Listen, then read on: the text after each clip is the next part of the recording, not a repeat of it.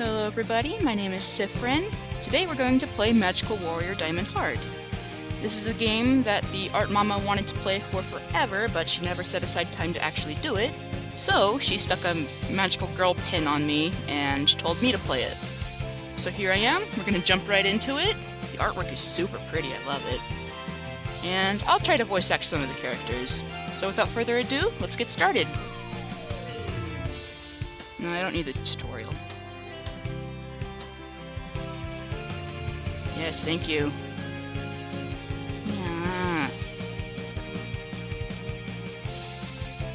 Common route. Okay.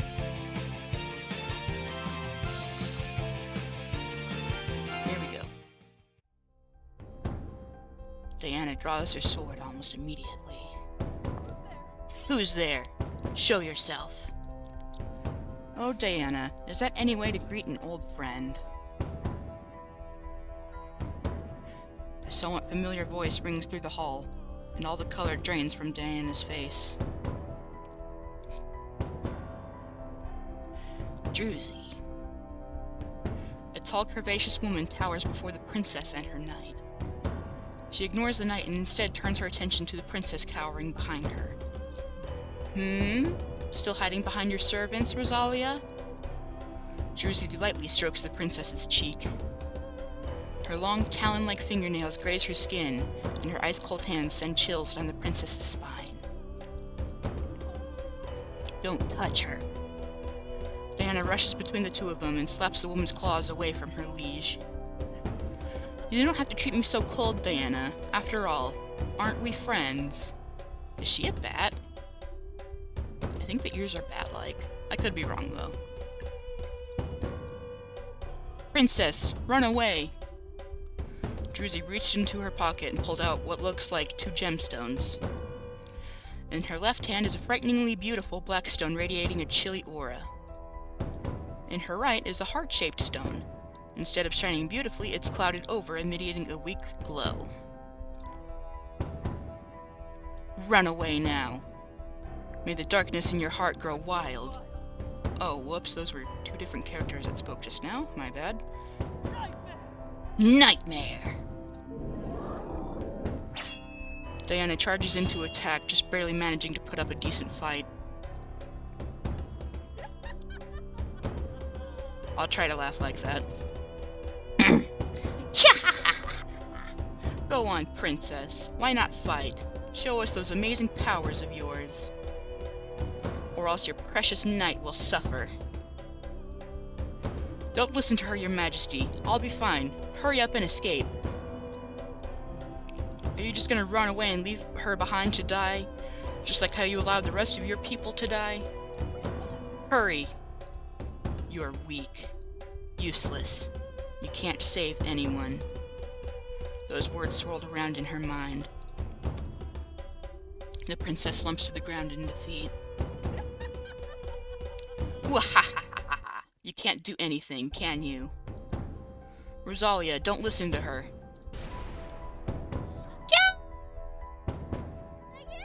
Diana! The sound of Diana's cries of pain jolts the princess back to reality. Wow, holy shit.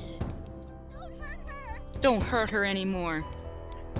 It's your fault, you know. You have the power to save her. All you need to do is... Wake up. Aw, she's adorable. Aw, I want pajamas like those. Those look so nice. Valerie, wake up. 5 more minutes, Mama. Not 5 more minutes. It's already 8 o'clock. You're late for school. What? Wait, what? I shoot out of bed and check the clock. Did I seriously just sleep through my alarm? I scramble to the bathroom to wash up and then quickly throw on my wrinkled uniform. Aw, her bedroom is so cute. Aw. I'm leaving, Mama. Wait, at least take something to eat. Episode 1. The shining crystal of love and hope, Diamond Heart, is born. This is so freaking cute. I made it. Barely. The class bell rings just as I stumble into the room. Ah, there she is, the tardy queen. I'm starving. I plop down onto my seat between Ethan and Sophia. You live at a bakery, though. I forgot. How do you forget you live in a bakery? I was in such a hurry I didn't even think to grab anything on the way out, not even a donut or a piece of toast. Ethan raises an eyebrow and laughs. You forgot that your bread is your house, excuse me, not your bread. I'm sure your bread is fine. Your house is a glorified bread factory. You know what I mean. Ooh-ah. I rub my eyes and stretch. I had a really weird dream, too. Sophie twitches a bit and lifts her nose from her book. What kind of dream? I've been reading up on that kind of thing lately. Sophie smiles and gets that weird starry-eyed look she gets whenever she's about to talk about something she learned. Oh, they both have hearts in their hair. I wonder if that means either of these are romanceable. I'll admit she's really pretty when she's like this, but whether she's going to talk about something really cool or if she'll say something really weird is a toss-up. It was more like a nightmare, actually. Did you know that some people believe that dreams can have mystical powers? They might be able to predict the future or tell you about a past life. This time, however, it seems like she's going to say something on the cooler side of her vast spectrum of interests. Most likely, it's just a manifestation of your current thoughts and worries. For example, nightmares represent the things you fear the most. For kids, they're usually about the boogeyman and stuff like that. But as you get older, you might begin to have nightmares about your job or relationship problems. Sometimes examining your dreams is really useful. Sometimes something could be stressing you out and you won't even know what it is. She beams and gives me this expectant look. I think she wants to examine my dream. Figures. Thankfully, it wasn't an embarrassing one, I think. I honestly can't remember what my dream was about, just the feeling. It was really scary, but also felt really weird. It didn't have that really real feeling nightmares usually have. Like I wasn't really there. It felt more like I was watching a movie or something. My chest feels tight. I don't remember anything about it, but I have a lingering anxious feeling. I shake the feeling away. There's no point in worrying about a dream. The three of us chatter away for the rest of class. The lessons are as boring as ever. History, science. By lunchtime, the only thing keeping me awake is the feeling that I'm being punched in the gut, except with math. I don't remember a single thing from class, which isn't anything new. I'm not good at remembering that kind of stuff. But this time it's not because I was distracted. Okay, fine, I was. I just can't think of anything except for that weird dream. I can't shake the feeling like it's really important. But no matter how hard I try, I can't recall anything except for this dull aching in my heart. I shake my head and begin packing up my things. Valerie! I jump a little and reluctantly go to the teacher's desk.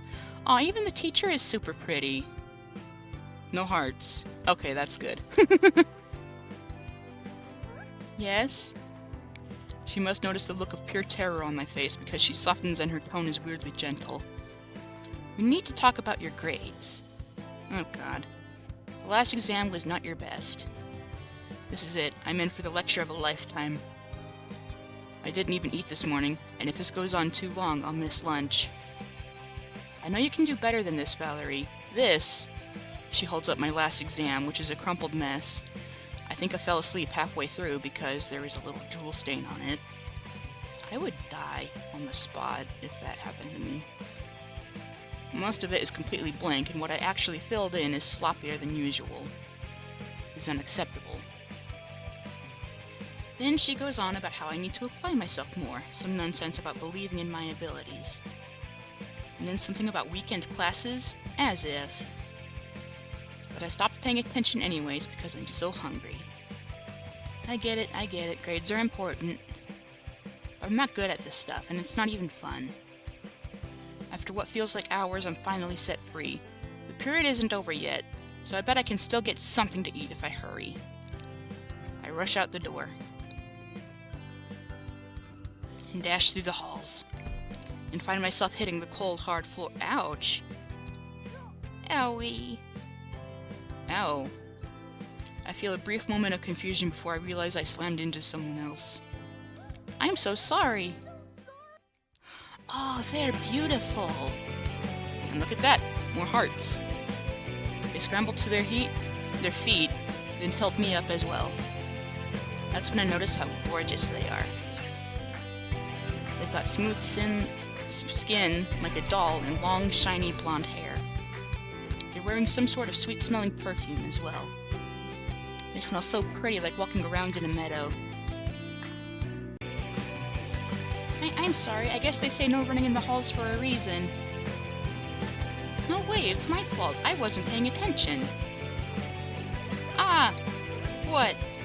Your hair. It's so totally cute. Her smile is so warm and sunny and I can feel my heart melting a little bit. It looks so soft, too. Can I touch it? No. They look disappointed and I almost feel a bit bad now. I'm sure there are laws against upsetting people as beautiful as they are. However, they quickly get over it. Oh, fine. Maybe next time. You'll let me, won't you? What? Oh, shoot. I have to go. See ya. Valerie Amaranth. See ya, Valerie. My name is Zachary Pelletier. Pelletier? I'll fix you up really cute, okay? Zachary has been added to my contacts. Nice. Zachary skips away before I have a chance to protest. Zachary Pelletier. I recognize that name. Zachary. I rack my brain trying to remember where I heard that name from. I think that's one of Ethan's friends' names. They're one of those weird artsy guys, I guess. But Ethan never mentioned they were so pretty. I can feel my face heat up. I think I should pay better attention to Ethan's friends from now on. What am I thinking? I'm gonna miss lunch. I hurry off to meet my friends for lunch. Late again, Miss Amaranth. Ethan greets me at the table with a dumb, smug look on his face. I take a seat with my friends and immediately start digging in. What happened? I let out a large, exaggerated groan and roll my eyes. I got lectured by my math teacher. My last test was a complete disaster. What? Oh yeah, Ethan, I ran into one of your friends on the way here. Licking her lips. Zachary, their name is? Why didn't you mention that they're totally gorgeous? You got such pretty friends and I never met them? You holding out on me, boy? Sorry, Val, I gotta protect them. You'd probably eat them alive. Haha, seriously though, what's Zachary like? I can't stop thinking of them. They have such big brown eyes and the sunniest smile I had ever seen. They're in my art class. They're flashy and loud and a huge fashionista. Sounds like my Issa. Not like normal people trendy, they're more like those super nerd sci-fi fans, except with shoes and ribbons and designer purses. Ethan, you literally have no right to be calling anyone a super nerd. As a small act of revenge, he gobbles down the rest of my dessert. Hey! Anyways, they're cool, but completely exhausting. I like them. They're funny and pleasant, and they always smell nice. So what are you gonna do, Val? About your grades, I mean. I sigh and feel a little bit of happiness escape. I was hoping we'd gone past that topic, but nothing slips past Sophie. She's totally strict, not just about her own grades, but mine and Ethan's too. It's exhausting, but I guess it's not a bad thing. One of us has to be the reliable one. Why don't you just ask So to tutor you? We did once, it didn't end well. Aw, she fidgets with her sleeve. Ugh, I remember that. I'm sure Sophie would rather forget all about it, though. What happened? That is none of your business. Sophie suddenly stops. What? I have an idea. Come to the student council room before you go home. Oh, you're gonna ask Liam? You mean Liam Farrow? I thought you hated his guts, Sophie. I do not hate him. We're just not friends. Our relationship is strictly a professional one. Which is basically your way of saying you can't stand the guy. Regardless of how I feel about him, I can admit he'd make a decent tutor. He's a senior, and he's pretty smart. He's not just pretty smart, so the guy's incredible. He's a genius. That I already know. Everybody knows that. He's a prodigy who's never gotten anything less than 100% in anything. He consistently gets the top scores in the entire state, and apparently he's also super wealthy. His whole family is all doctors and politicians and lawyers and stuff. His mom's a big shot CEO, his dad's got billboards all over the city with his face on them. I heard he's super athletic too. I heard he won all kinds of trophies for it, but apparently it was too easy for him or something and he quit. And on top of all that, he's gorgeous. He's tall, smart, hot, and rich. He's really got it all. Well, maybe not everything. He may be a total hottie, but it's kind of a waste because he's also totally antisocial.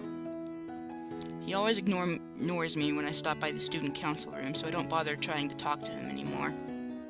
Girls practically throw themselves at him, and even some of the guys are obsessed with him. What is he, a celebrity? A nepo baby? But as far as I know, he's never dated anyone and he only has one friend. If he agrees, he might even end up graduating before the rest of us. But what makes you think he'd help? Hopefully he realizes he owes me since I've been covering for his student government responsibilities. Ethan and I stare at her doubtfully.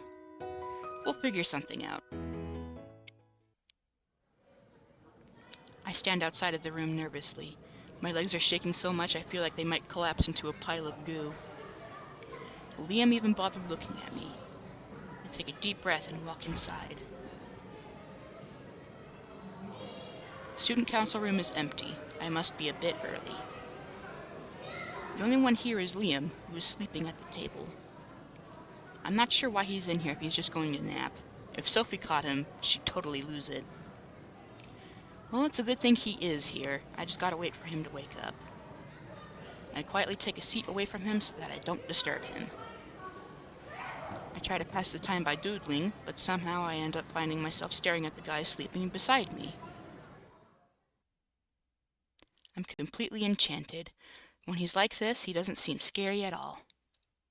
He really is beautiful. I can see why so many girls are obsessed with him. Anyone would fall over themselves to please him. Well, maybe not someone like Sophie.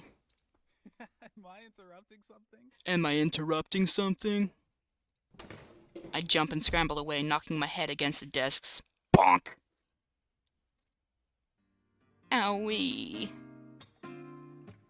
Oh, he's neat looking. And look at that, more hearts.